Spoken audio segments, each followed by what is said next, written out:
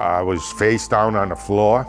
I could see the men from the paramedics who were already there. My wife had called immediately. They said, "Mr. Medeiros, can you roll over?" And I says, "Guys, I can't move anything. I can't feel anything from my neck down." So they got me out of that house as fast as they could to the emergency room at Rhode Island Hospital. When I first met him, he was a patient on the spine unit at Rhode Island Hospital and was unable to stand, basically, because his legs were not functioning.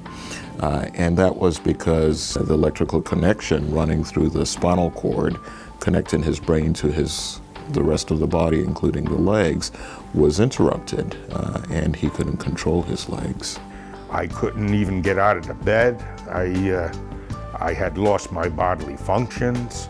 I knew something serious was wrong at the time. Once we arrived at, the realization that his spinal cord was being disrupted both in the cervical spine and the neck and the thoracic spine, the torso spine, we realized that he needed to have that addressed surgically. Most people probably would be scared of surgery on your spinal cord, but I had got to a point after 3-4 weeks that I can't live like this the rest of my life. That wasn't what my retirement was going to be. This actually meant doing 2 surgeries in one setting to decompress or get the pressure off of the spinal cord. And then in the case of the thoracic spine, we actually also needed to stabilize, which meant putting pins and rods in to hold the spinal column together. After the surgery, they wanted me to come here to Vanderbilt, and that's when I started seeing progress. The recovery process for somebody like JP, who has had spinal intervention to correct the stenosis, is typically that they would come to a rehab facility, get pretty intense level of therapy with PT and OT. And it started all falling in place.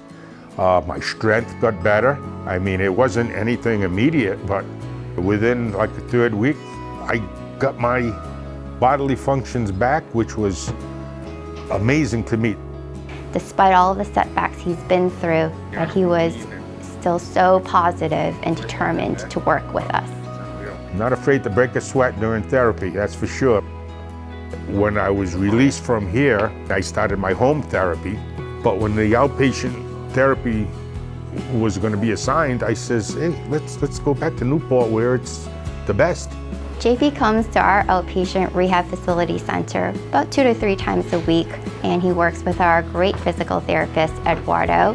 And some of the things that they always work on is mobility, balance, and endurance. Eduardo is phenomenal.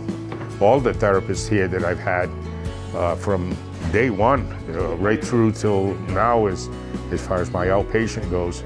JP is doing so well today. He has not stopped working with our therapist. He has persevered. Amazingly, I'm driving my car, getting a little more freedom of my own and not depending on someone else to get me places. I mean, it took quite a few months, but it happened, and it keeps getting better with the therapy. I think JP's made tremendous strides. When I first met him, he couldn't stand. Now he can stand and walk, not perfectly.